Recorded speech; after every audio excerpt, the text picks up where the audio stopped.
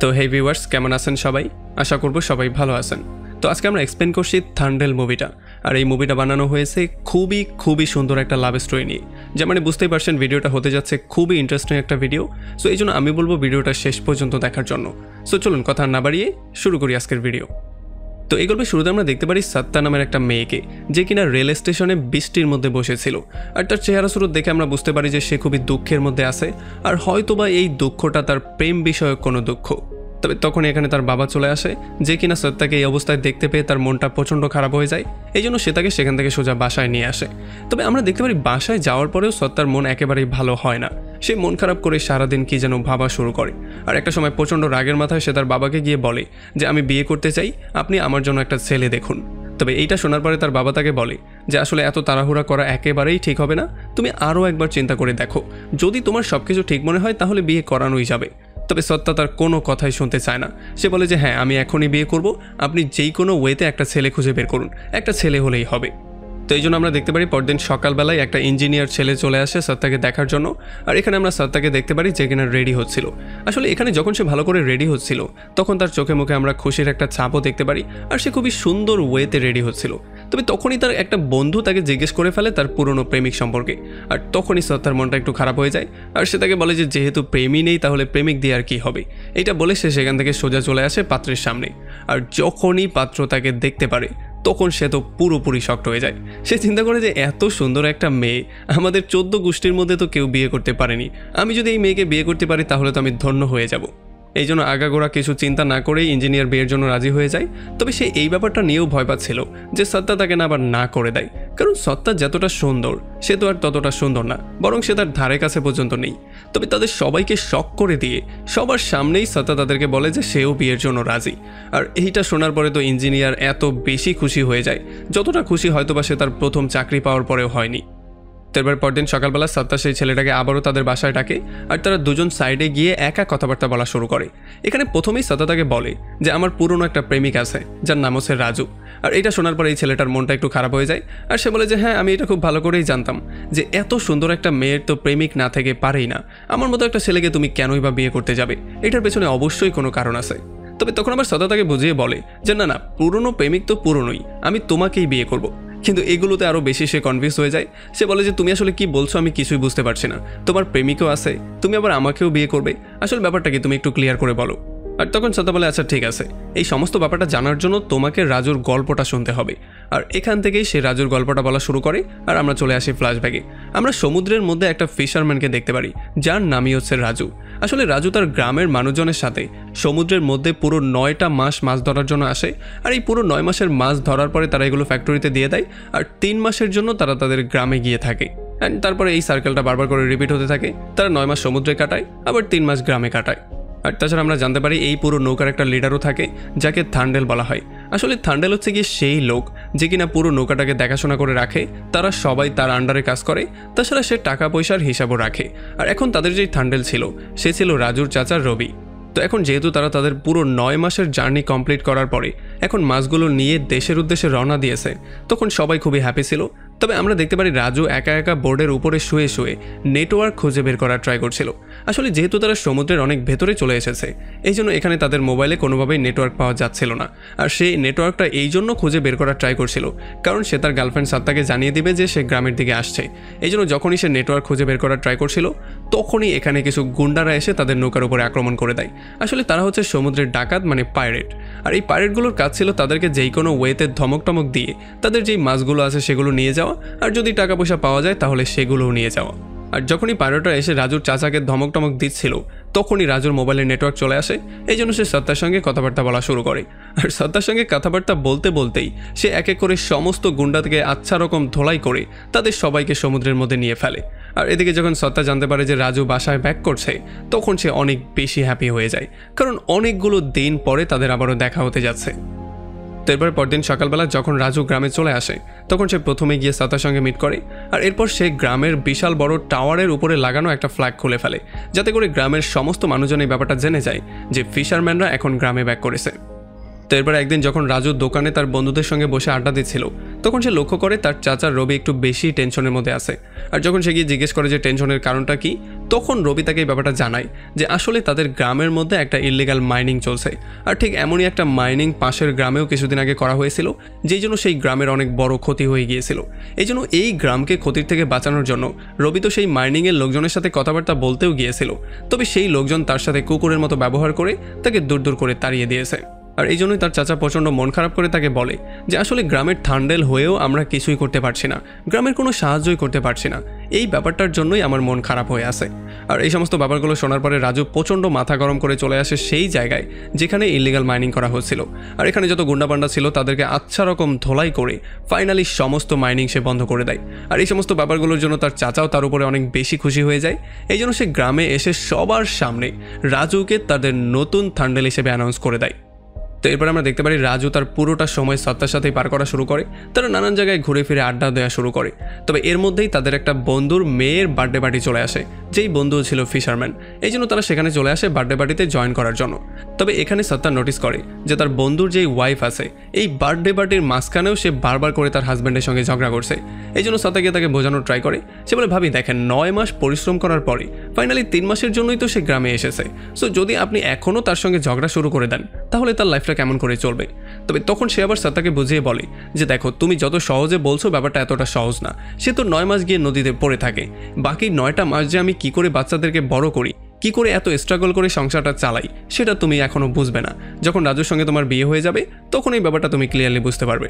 আর এটা শোনার পরে সত্তা একটু বেশি টেনশনের মধ্যে পড়ে যায়। সে চিন্তা করে আসলেই তো 9 মাস যদি সমুদ্রে গিয়ে কাটায় তাহলে এখানে আমি কি করে সার্ভাইভ করব, বিয়ের পরে কি আমার লাইফটাও ঠিক এমনই হয়ে যাবে। তো এরপরে পরবর্তী 3টা মাস সত্তা রাজুর সঙ্গে খুবই ভালো করে পার করে, আর এতে করে আমরা দেখতে পারি তারা দুজনেই খুবই হ্যাপি ছিল। তবে 3 মাস পরে হঠাৎই রাজু একদিন সত্তাকে কিছু না জানিয়েই সোজা নৌকা নিয়ে বেরিয়ে পড়ে নতুন মিশনের জন্য, মানে পরবর্তী 9 মাসের জন্য মাছ ধরতে বেরিয়ে পড়ে। আর যখন সত্তা ঘুম থেকে উঠে তখন সে দেখতে পারে টাওয়ারের উপরে ফ্ল্যাগটা জ্বলছে, যার মানে সেই ফিশারম্যানরা আবারও সমুদ্রে চলে গিয়েছে।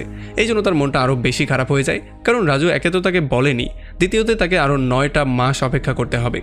তবে কিছুক্ষণ পরেই গ্রামে একটা খবর চলে আসে যে সমুদ্রের মধ্যে একটা ফিশারম্যানের পড়ার জন্য তার মৃত্যু হয়ে গেছে। আর একটু পরে স্পিডবোটের সাহায্যে তার লাশটাও এখানে নিয়ে আসা হয়। আর যখন সত্তা তার লাশটা দেখতে পারে আর তার ওয়াইফকে তার লাশের পাশে পাগলের মতো কান্নাকাটি করতে দেখতে পারে, তখন তার মনটা প্রচণ্ড খারাপ হয়ে যায়। আর সে রাজুকে নিয়েও টেনশন করা শুরু করে। তার মনে হয় যে রাজুরও যদি এই অবস্থা হয় তাহলে তো আমাকেও পাগলের মতো কান্না করতে হবে। আর এই সমস্ত ব্যাপারগুলো চিন্তা করতে করতেই সত্তা রাতের বেলা ঘুমাতে পর্যন্ত পারে না। আর যখন তার বাবাই ব্যাপারগুলো নোটিস করে তখন সেটার কারণ তার কাছে জিজ্ঞেস করে। এই জন্য সত্তা তাকে ফরফর করে সমস্ত সত্যিগুলো বলে দেয়। আর এরপর সে তাকে জিজ্ঞেস করে যে একটা সময় তো আপনিও থান্ডেল হতে চাইতেন, তাহলে থান্ডেল হওয়ার জার্নির থেকে আপনি কেন বেরিয়ে আসলেন, আপনি কেন মাছ ধরা পুরোপুরিভাবে ছেড়ে দিলেন। আর তখন তার বাবা তাকে বুঝিয়ে বলে যে একটা সময় আমিও চেয়েছিলাম থান্ডেল হতে, কিন্তু যখন একবার 9 মাস পরে আমি গ্রামে ব্যাক করেছিলাম তখন আমি জানতে পেরেছিলাম তোমার মা কয়েক মাস আগেই মারা গিয়েছে। গ্রামের মানুষজন এই খবরটা আমাকে জানাতেও চেয়েছিল, কিন্তু সমুদ্রের মধ্যে নেটওয়ার্ক না থাকার কারণে কোনোভাবেই তারা আমাকে এই খবরটা জানাতে পারেনি। আর তখন আমার মনে হয়েছে যে আমি তোমার মায়ের শেষ মুহূর্তেও তোমার মায়ের সঙ্গে থাকতে পারিনি, শুধুমাত্র এই থান্ডেল হওয়ার চক্করে। এই জন্য তখন থেকেই আমি সিদ্ধান্ত নিয়ে নিয়েছিলাম আমি থান্ডেল হওয়ার চক্করে আর পড়বো না, আর আমি সমুদ্রে গিয়ে এতদিনের জন্য মাছও ধরবো না। যদিও তার বাবা তাকে এইটাও বলে দেয় যে তোমার আর রাজুর যেই প্রেম সেটার উপরে আমার সম্পূর্ণ বিশ্বাস আছে, তবে এমনটা না হয়ে যায় যে আমার মতোই তোমার আর রাজুকে একটা সময় আলাদা আলাদা হয়ে সমস্ত দুঃখ যন্ত্রণা সহ্য করতে হয়। আর এই সমস্ত ব্যাপারগুলো শোনার পরে সত্তার মন আরও বেশি খারাপ হয়ে যায়। এই জন্য ফাইনালি সে সিদ্ধান্ত নিয়ে ফেলে যে এইবার যখন রাজু আবারও গ্রামে ব্যাক করবে তখন সে আর তাকে কোনোভাবেই নদীতে যেতে দিবে না, মানে সে তাকে বলবে অন্য কোনো কাজ করে জীবিকা নির্বাহ করতে। তো এরপরে এমন করে করেই পুরো 9টা মাস পার হয়ে যায়। সত্তা এখানে রাজুকে নিয়ে প্রচণ্ড টেনশনের মধ্যে পড়ে যায়, কারণ এইবার গ্রামের ফিশারম্যানদের ব্যাক করতে 6 দিন লেট হচ্ছিল। আর এই জন্য সত্তা মনে মনে অনেক কিছু চিন্তা করা শুরু করে। সে চিন্তা করে যে কিছু না আবার হয়ে গেল না, রাজুর আবার মৃত্যু হয়ে গেল। তবে তখনই রাজু তাকে কল দেয়, আর এই জন্য সে তার উপরে চিল্লাচিল্লি শুরু করে। সে বলে যে তুমি কল কেন দিলে না, তুমি গ্রামে কেন আসছো না। তখন রাজু বলে যে 6 দিন লেট হয়ে গেছে, সো এই জন্য কাজটা শেষ করে কালকেই আমি গ্রামে ব্যাক করছি। তো এরপর পরদিন সকালবেলায় রাজু আবারও গ্রামে ব্যাক করে। সে প্রথমেই গিয়ে সত্তার সঙ্গে মিট করে, আর এরপর গ্রামের টাওয়ার থেকে সে সেই ফ্ল্যাগটাকেও খুলে ফেলে যাতে করে সবাই বুঝতে পারে ফিশারম্যানরা চলে এসেছে। তবে এরপরে সত্তা রাজুর সঙ্গে মিট করে তাকে সমস্ত ব্যাপারগুলো ক্লিয়ার করে বলার ট্রাই করে। গ্রামে একটা ফিশারম্যানের সঙ্গে কি হয়েছে সেই সমস্ত ঘটনাটা খুলে বলে, আর এরপর সে তাকে ইনডিরেক্টলি বলে যাতে করে সেই কাজটা ছেড়ে দেয়, যাতে করে সে আর সমুদ্রে না যায়। তবে রাজু তার কথা একেবারেই কেয়ার করে না। সে তাকে বলে যে এই 9 মাস যে আমি কাজ করেছি সেটার বেতন আমাকে দেয়া হয়নি, হয়তো পরবর্তীতে যখন সমুদ্র জার্নিতে বের হব তখনই আমাকে বেতনটা দেয়া হবে। আর তাছাড়া এইবার মালিক আমাকে কিন্তু নতুন একটা বোটও দিয়েছে, কারণ আমি হয়ে গেছি নতুন ঠান্ডাল। আর এই সমস্ত কথাবার্তাগুলো শোনার পরে সত্তা এই ব্যাপারটা ক্লিয়ারলি বুঝতে পারে যে রাজু তার কাজকে অনেক বেশি ভালোবাসে, সে তার কাজ কোনোভাবেই ছাড়তে পারবে না। আর এই সমস্ত ব্যাপারগুলো চিন্তা করেই তার মনটা প্রচণ্ড খারাপ হয়ে যায়। আর যখন রাজু তাকে মন খারাপের কারণ জিজ্ঞেস করে তখন সে তাকে সমস্ত ব্যাপারগুলো ক্লিয়ার করে বলে। আর সে বলে যে তোমাকে আমার কসম লাগে, তুমি এখন থেকে আর সেই কাজে ব্যাক করবে না। আর এই সমস্ত ব্যাপারগুলোতে ফাইনালি বাধ্য হয়ে রাজুকে তার কথাটা মেনে নিতেই হয়। তো এরপর এমন করে করেই পুরো 3টা মাস পার হয়ে যায়। আর আমরা দেখতে পারি এখন সত্তা মনে করছিল যে রাজু হয়তোবা সেই কাজে আর কখনোই ব্যাক করবে না। তবে আমরা দেখতে পারি রাজু আসলে এই কাজটা করার জন্য ফুললি রেডি হয়েছিল। সে গুজরাটে যাওয়ার জন্য তার বন্ধুদের সঙ্গে কন্ট্যাক্টও করা শুরু করে দিয়েছিল। তার বন্ধু তাকে কল দিয়ে বলে কালকে 8টার সময় গুজরাতের ট্রেন আছে, সো তুমি 8টার সময় সেখানে চলে আসবে। আর আমরা দেখতে পারি বরাবরের মতো রাজু এইবারও সত্তাকে কোনো কিছু না জানিয়েই সকালে ঘুম থেকে উঠে সেখান থেকে সোজা চলে আসে রেল স্টেশনে। তবে এইবার ট্রেন স্টেশনে পৌঁছাতে তার একটু দেরি হয়ে যায়, যে জন্য তাকে পরবর্তী ট্রেনের জন্য ওয়েট করতে হয়। তবে এদিকে যখন সত্তা ঘুম থেকে উঠে দেখতে পারে রাজু তার পাশে নেই, তখন সে পাগলের মতো হয়ে যায়। আর সে পাগলের মতো দৌড়ে ট্রেন স্টেশনে চলে আসে যাতে করে সে রাজুকে থামাতে পারে। তবে রাজু তার কোনো কথাই শুনতে চাচ্ছিল না। সে বলে যে দেখো, আমাকে যেই কোনো ওয়েতে গুজরাটে যেতে হবে, কারণ যদি আমি সেখানে না যাই তাহলে আমার নৌকার যত লোকজন আছে তারা সবাই না খেয়ে মরবে, কারণ এখন আমি থান্ডেল হয়ে গেছি, তাদের সবার দায়িত্ব এখন আমার উপরে। তবে সত্তাও তাকে এটা ক্লিয়ার করে জানিয়ে দেয় যে হয়তো তুমি তোমার কাজকে চুজ করবে, নয়তো তুমি আমাকে চুজ করবে। তবে তখন এখানে ট্রেন চলে আসে আর রাজু কোনো অ্যান্সার না দিয়েই সোজা ট্রেনে উঠে সেখান থেকে বেরিয়ে চলে যায়। যদিও রাজু যাওয়ার সময় তাকে চিৎকার করে বলে গিয়েছিল সে তাকে অনেক ভালোবাসে, তবে সত্তা এগুলোতে একেবারেই কেয়ার করছিল না, কারণ তার মাথায় শুধু এইটাই ঘুরছিল যে রাজু তাকে চুজ না করে তার কাজকে চুজ করেছে। আর আমরা দেখতে পারি এইটাই হচ্ছে গিয়ে সেই সিনটা যেটা আমরা মুভির শুরুতে দেখতে পেয়েছিলাম। তো এখান থেকে গল্প আবারও প্রেজেন্টে ব্যাক করে আর আমরা দেখতে পারি সত্তা ইঞ্জিনিয়ারকে বলে যে আমি শুধু রাজুর সাথে একবারের জন্য মিট করতে চাই, আর তাকে আমি এটা বলে দিব যে আমি তাকে ভালোবাসি না। এতটুকু বলার পরেই আমি তোমাকে বিয়ে করতে পারবো। এই জন্য সে ইঞ্জিনিয়ারকে 9 মাস ওয়েট করার জন্য বলে, কারণ 9 মাস পরে যখন রাজু এখানে ব্যাক করবে তখনই সে তাকে এই ব্যাপারটা জানাতে পারবে। আর নয়তো তো সমুদ্রের মধ্যে নেটওয়ার্কও থাকে না। তবে আসলে গল্পের মধ্যে অনেক টুইস্ট অ্যান্ড টার্ন আছে, আপনি শুধু একটু ওয়েট করুন। আর তখন এদিকে আমরা দেখতে পারি সমুদ্রের মধ্যে রাজুর নৌকা তুফানের মধ্যে পড়ে যায়, আর তুফানের মধ্যে আউট অফ কন্ট্রোল হয়ে তাদের নৌকা সোজা পাকিস্তানের বর্ডারের মধ্যে চলে যায়। আর পাকিস্তানের নেভি ফাইনালি তাদেরকে অ্যারেস্টও করে ফেলে। আর কিছুদিন পরে এই খবরটা গ্রামেও চলে আসে, আর গ্রামে এটা জানার পরে সবাই প্রচণ্ড টেনশনের মধ্যে পড়ে যায়, কারণ পাকিস্তানি নেভি তাদেরকে টেরোরিস্ট মনে করছিল। এখন তাদের সাথে কি করা হবে সেটা তারা কেউই জানতো না। আর তখন এদিকে পাকিস্তানে তাদের সবাইকে সেন্ট্রাল জেলে পাঠিয়ে দেওয়া হয়, কারণ কোর্ট অর্ডার দিয়েছে তাদেরকে সেন্ট্রাল জেলে পাঠানোর জন্য। তবে পাঠানোর আগে তাদের কাপড় চোপড় খুলে তাদেরকে ভালো করে চেক আপ করা হয়। আর এরপরে যখন তাদেরকে জেলের মধ্যে পাঠিয়ে দেওয়া হয় তখন এখানে যেই পাকিস্তানের কয়েদিরা ছিল তারা তাদের সাথে খুবই খারাপ ব্যবহার করা শুরু করে, তাছাড়া তাদের সাথে মারামারি করারও ট্রাই করে। তখন তাদের সামনে চলে আসে এখানে সবচেয়ে ভয়ঙ্কর যেই কয়েদি ছিল সেই কয়েদি, যার নাম ছিল আহমেদ এসে রাজুর গ্রুপে যেই ছোট ছেলেটা ছিল তাকে তাদের বান্দে মাতারাম গাওয়ার জন্য বলে। আর যখন এই ছেলেটা বান্দে মাতারাম গাওয়া শুরু করে তখন আহমেদ গিয়ে দেয়ালে লেখা ভারতের নামের উপরে পি করে দেয়। আর এই ব্যাপারটা দেখার পরে সমস্ত পাকিস্তানিরা হাসা শুরু করে, তাছাড়া তারা তাদেরকে নিয়ে বারবার করে মজাও করছিল। তবে যখন গাওয়া শেষ হয়ে যায় তখন রাজু পানি নিয়ে গিয়ে সেই নামটাকে পরিষ্কার করে দেয়। আর এগুলো দেখার পরে আহমেদের মাথা আরও বেশি গরম হয়ে যায়, এই জন্য সে একটা ব্লেড নিয়ে তখনই রাজুকে মারার জন্য যায়। তবে রাজুও মারামারি করার জন্য ফুললি রেডি হয়ে যায়, কিন্তু তখনই এখানে জেলার চলে আসে আর রাজুকে একটা চর মারে। সে বলে যে তুমি এখানে একদিন আসার সঙ্গে সঙ্গেই মারামারি শুরু করে দিয়েছো, তোমার এটা মনে রাখা উচিত যে এটা ভারত না, এটা হচ্ছে পাকিস্তান, তুমি এখন পাকিস্তানের জেলে আসো। এটা বলার পরে সে তার গ্রুপকে অন্যদিকে যাওয়ার জন্য বলে আর আহমেদদেরকে অন্যদিকে যাওয়ার জন্য বলে। আর তখন অন্যদিকে গ্রামের সমস্ত মহিলারা তাদের হাজব্যান্ডদেরকে পাকিস্তান থেকে ফেরত আনার জন্য গভর্নমেন্টের কাছে রিকোয়েস্ট করার জন্য একটা পিকচার তুলে, আর এই পিকচারটা নিউজ পেপারেও পরবর্তীতে চলে আসে। আর যখন রাজু এই নিউজ পেপারের মধ্যে সত্তাকেও দেখতে পারে তখন সেই নিউজ পেপারটা তার নিজের কাছেই রেখে দেয়। তাছাড়া তাদের সবাইকে তাদের ওয়াইফদের পক্ষ থেকে বিভিন্ন লেটারও লেখা হয়েছিল, যেই লেটারের মধ্যে বিভিন্ন কথাবার্তা ছিল, কিন্তু সত্তা রাজুর জন্য যে লেটারটা পাঠিয়েছিল সেই লেটারটা ছিল পুরোপুরি খালি। তবে যদিও রাজু এটার মধ্যে সত্তার চোখের এক ফোঁটা পানি দেখতে পারে, যেটার মাধ্যমে সেটা বুঝতে পারে যে আসলে সে কি বলতে চাচ্ছিল। তারপরে সেদিন রাতের বেলায় যখন তারা জেলের মধ্যে খাবার দাবার খাওয়ার ট্রাই করছিল তখনই তারা বুঝতে পারে ছোট সেই ছেলেটা তাদের গ্রুপ থেকে গায়েব হয়ে গেছে। এই জন্য তারা পাগলের মতো জেলের মধ্যে তাকে খোঁজা শুরু করে, আর ফাইনালি তারা তাকে একটা জায়গায় পেয়েও যায় যেখানে সে বেহুশ অবস্থায় পড়েছিল। এখানে অনেক রক্তও ছিল, একটা সুতার মধ্যে রক্ত লাগানো ছিল, তাছাড়া এখানে একটা খুরও ছিল। এই ব্যাপারগুলো দেখার পরে তারা ক্লিয়ারলি বুঝতে পারে যে এই কাজটা কে করেছে। আর তখন এখানে আহমেদও চলে আসে যার হাতে ধারালো সুতা ছিল, আর সে এসে এখানে হাসা শুরু করে। এখন এগুলো দেখার পরে রাজু এটা ক্লিয়ারলি বুঝতে পারে যে ছোটোর সাথে কি করা হয়েছে। তবে রাজু চাইলেও তাদেরকে কিছু করতে পারছিল না, কারণ যেহেতু সে এখন পাকিস্তানে ছিল আর জেলের মধ্যে ছিল, এই জন্য সে চুপচাপ সমস্ত ব্যাপারগুলোকে সহ্য করারই সিদ্ধান্ত নেয়। আর তখন এদিকে গ্রামে আমরা দেখতে পারি যেই ফিশারম্যানরা পাকিস্তানের জেলে বন্দী তাদের ফ্যামিলি খুবই করুণ অবস্থার মধ্য দিয়ে যাচ্ছিল, কারণ তাদের খাবার দাবারের মতো টাকা পয়সাও ছিল না। তারা কি করবে এখন বুঝতেও পারছিল না, কারণ আগেরবার যখন তারা এখানে এসেছিল তখন গুজরাটে তাদের যে বস ছিল সে তাদেরকে কোনো টাকাই দেয়নি, এই জন্য তারা টাকা নিয়ে গ্রামে আসেওনি। আর যখন এইবার তারা গিয়েছে তখন তো তারা ব্যাকই করতে পারেনি, এই জন্য টাকা পয়সা শর্টের জন্য তারা খাবার দাবারও খেতে পারছিল না। আর যখন সত্তা এই সমস্ত ব্যাপারগুলো ক্লিয়ার করে দেখতে পারে তখন সে সেই ইঞ্জিনিয়ারকে সঙ্গে করে সোজা গুজরাটে চলে আসে, আর সে এসে ফিশারম্যানদের বসের সাথে মিট করে আর তাদের পাওনা টাকাগুলোকে বুঝিয়ে দেওয়ার জন্য বলে। তবে এই বস তাদের পাওনা টাকা বুঝিয়ে তো দেয়ই না, বরং সে সত্তার সাথে উল্টাপাল্টা বিহেভ করা শুরু করে, তাকে উল্টাপাল্টা অনেক কিছু বলে দেয়। এই জন্য সত্তা প্রচণ্ড রাগের মাথায় এসে সেই অফিসের সামনেই প্রোটেস্ট করা শুরু করে। আর কিছুদিন পার হওয়ার পরে যখন মানুষজন তার প্রোটেস্টের ব্যাপারটা বুঝতে পারে তখন তারাও তার সঙ্গে প্রোটেস্টে জয়েন করা শুরু করে। আর এই সমস্ত ব্যাপারগুলো যখন টিভি নিউজ পেপারে ছড়িয়ে যায় তখন এই মালিকের সমস্ত শ্রমিকদের পাওনা বুঝিয়েই দিতে হয়, কারণ সে দিতে বাধ্য হয়ে যায়। আর এরপরে সত্তা এই সমস্ত টাকাগুলো নিয়ে গ্রামে ব্যাক করে আর এক এক করে সবাইকে এগুলো বুঝিয়ে দেয়। এরপরে এই গ্রামের সমস্ত মহিলারা এখানে ডিএমের কাছে গিয়ে রিকোয়েস্ট করা শুরু করে যাতে করে পাকিস্তান থেকে তাদের স্বামীদেরকে ছাড়িয়ে নিয়ে আসা হয়। আর আমরা দেখতে পারি ডিএম যখন এগুলো মিনিস্টারকে জানিয়ে দেয় তখন মিনিস্টার এই ব্যাপারগুলো নিয়ে সিরিয়াসলি কাজ করা শুরু করে। এরপর তারা পাকিস্তানের সাথে যোগাযোগ করে এই জেলেদেরকে ছেড়ে দেওয়ার জন্য বলে। আর এখানে কিছু ট্রায়াল এবং কিছুদিন পার হয়ে যাওয়ার পরে ফাইনালি পাকিস্তান কোর্ট সিদ্ধান্ত নেয় তারা রাজু আর তার গ্রুপকে পাকিস্তান থেকে সোজা ইন্ডিয়াতে পাঠিয়ে দেবে, মানে তাদেরকে ফ্রি করে দেবে। আর এই ব্যাপারটা শোনার পরে তো সবাই খুবই হ্যাপি হয়ে যায়। যখন গ্রামে এই খবরটা সবাই জানতে পারে তখন তারা সবাই পাগলের মতো হয়ে যায়। আর রাজুর চিন্তায় সত্তা যে কিনা এতদিন কোনো খাবার দাবারও খায়নি সেই প্রথমবারের মতো খাবার দাবার খাওয়া শুরু করে। আর এই সমস্ত ব্যাপারগুলোতে তারা সবাই খুবই হ্যাপিও ছিল। আর তারা জানতে পারে যে 15 আগস্টের দিনে রাজুদেরকে ফ্রি করা হবে। তবে যখনই 14 তারিখ চলে আসে, মানে তাদের ফ্রি হওয়ার মাত্র একদিন বাকি ছিল, তখনই ভারত থেকে একটা খবর চলে আসে। কারণ তখন ইন্ডিয়ান গভর্নমেন্ট জম্মু ও কাশ্মীর থেকে আর্টিকেল 370 সরিয়ে দিয়েছিল, যেই জন্য পুরো ইন্ডিয়াতে প্রোটেস্ট তো হচ্ছিলই, বরং পাকিস্তানের বিভিন্ন শহরেও প্রোটেস্ট হওয়া শুরু হয়ে গিয়েছিল।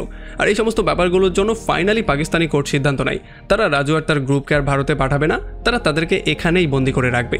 যদিও এটা জানার পরে রাজু আর তার গ্রুপ বুঝতেই পারছিল না যে কেন তাদেরকে পাঠানো হবে না, কিন্তু পুলিশ তাদেরকে বলে দেয় যে এখন তোমাদেরকে জেলে নিয়ে যাওয়া হবে। তবে যখন তাদের গাড়ি নিয়ে যাচ্ছিল তখনই কিছু প্রোটেস্টার এসে তাদের গাড়ির উপরেও আক্রমণ করে দেয় আর তাদেরকে মেরে ফেলার ট্রাই করে। আর যখন ওয়ার্ডেন এই ব্যাপারটা জানতে পারে তখন সে দ্রুত ড্রাইভারকে অর্ডার দেয় যাতে করে গাড়িটা নিয়ে যেই কোনো ওয়েতে প্রোটেস্টারদের থেকে তারা দূরে চলে যায়, কারণ যদি রাজু আর তার গ্রুপ প্রোটেস্টারদের হাতে পড়ে যায় তাহলে এক এক করে তাদের সবাইকে মেরে ফেলবে তারা। তবে তখনই তারা খবর পেয়ে যায় যখন প্রোটেস্টাররা গাড়ির উপরে আক্রমণ করেছিল তখন রাজু আর তার গ্রুপ সেখান থেকে পালিয়ে গিয়েছিল। আর এই জন্য পুলিশ তাদেরকে খোঁজাখুঁজি করা শুরু করে দেয়, কারণ যেই কোনো ওয়েতে তাদেরকে খুঁজে বের করতেই হতো। তবে রাতের বেলায় রাজু নিজেই তার পুরো গ্রুপ নিয়ে চলে আসে জেলারের কাছে, আর তারা এসে এখানে স্যারেন্ডারও করে দেয়। যদিও জেলার তাদেরকে জিজ্ঞেস করে যে তোমরা তো চাইলে পালাতে পারতে, কিন্তু তোমরা পালাওনি কেন? তখন সে বলে যে আমি হচ্ছে এই গ্রুপের থান্ডেল, এই গ্রুপের সাথে খারাপ কিছু হোক এটা আমি কোনোভাবেই চাই না, এই জন্য আমি তাদেরকে নিয়ে পালিয়েছিলাম, আবার আমি নিজেই এসে স্যারেন্ডার করেছি। আর এই ব্যাপারগুলো শোনার পরে জেলারও তার উপরে অনেক বেশি ইমপ্রেস হয়ে যায়, এই জন্য তাদেরকে ফাইনালি আবারও জেলে ভরে দেওয়া হয়। তো এরপরে ফাইনালি 15 আগস্টের দিন চলে আসে। আর এখানে যখন তারা সবাই ফুর্তি করছিল তখন আহমেদ দেয়ালে ভারতের নকশা বানিয়ে সবাইকে এখানে পি করার জন্য বলে। তবে এগুলো দেখার পরে ইন্ডিয়ানরা একটু বেশি রাগ করে ফেলে, আর সেই ছোট ছেলেটা তার লুকিয়ে রাখা একটা ইন্ডিয়ান পতাকা নিয়ে চলে আসে। আর এটা দেখার পরে তো এখানে সবাই আরও বেশি রাগ করে ফেলে। আর যখন তারা সেই পতাকাটা নেয়ার জন্য যায় তখনই রাজু মাঝখানে এসে এক এক করে তাদের সবাইকে পেটানো শুরু করে। এইবার সে আহমেদকেও আচ্ছা রকম করে ধোলাই করে, আর এরপর সে সেই পতাকাটা নিয়ে আগুনের মধ্যে জ্বালিয়ে দেয়, কারণ সে চিন্তা করছিল যদি এই পতাকা তাদের হাতে চলে আসে তাহলে তারা না জানি কী করবে। আর এখন যেহেতু রাজু জেলের মধ্যে মারামারি করেছে এই জন্য তাকে কন্ডেম সেলের মধ্যে ভরে দেওয়া হয়। আর অন্যদিকে আমরা দেখতে পারি যখন সত্তা জানতে পারে এখন আর তাদেরকে ব্যাক করানো হবে না, মানে তাদেরকে ইন্ডিয়াতে পাঠানো হচ্ছে না, তখন সে একটু বেশি টেনশনের মধ্যে চলে আসে। এই জন্য সে এখানে মিনিস্টারের সঙ্গে গিয়ে মিট করে তাকে যেই কোনো ওয়েতে হায়ার অথরিটির কাছে রিকোয়েস্ট করার জন্য বলে, যাতে করে যেই কোনো ওয়েতে তাদের স্বামীরা এখানে ব্যাক করতে পারে। তবে তখন মিনিস্টার তাকে সরাসরি জানিয়ে দেয় যে তোমার দিল্লিতে গিয়ে বড় মিনিস্টারের সঙ্গে যোগাযোগ করা উচিত, কারণ একমাত্র পাকিস্তান থেকে মানুষ ফিরিয়ে আনার পাওয়ার তাদের কাছেই আছে। যদি তাদেরকে তুমি ভালো করে বুঝিয়ে বলতে পারো তাহলে হয়তো তারা তোমার কথা রাখলেও রাখতে পারে। এরপর সে ইঞ্জিনিয়ারকে নিয়ে সোজা দিল্লিতে চলে আসে, আর এখানে এসে বারবার করে সেই মহিলার সঙ্গে মিট করার ট্রাই করে আর তাকে বারবার করে রিকোয়েস্ট করার ট্রাই করে। তবে অনেকবার ট্রাই করার পরেও কোনোভাবেই সে তার সঙ্গে মিট করছিল না, বা সত্তা অনেক ট্রাই করার পরেও তার কাছে পৌঁছাতেই পারছিল না। তবে একদিন ফাইনালি সে বিয়ের কাপড় চোপড় পরে তার গাড়ির সামনে দাঁড়িয়ে যায়, এই জন্য ফাইনালি সেই মহিলা তার সঙ্গে কথাবার্তা বলার জন্য রাজি হয়ে যায়। আর যখন সত্তা সুযোগ পেয়ে যায় তখন সে তাকে সমস্ত ব্যাপারগুলো বুঝিয়ে বলে আর তাদেরকে পাকিস্তান থেকে ফেরত আনার জন্য তার কাছে রিকোয়েস্ট করা শুরু করে।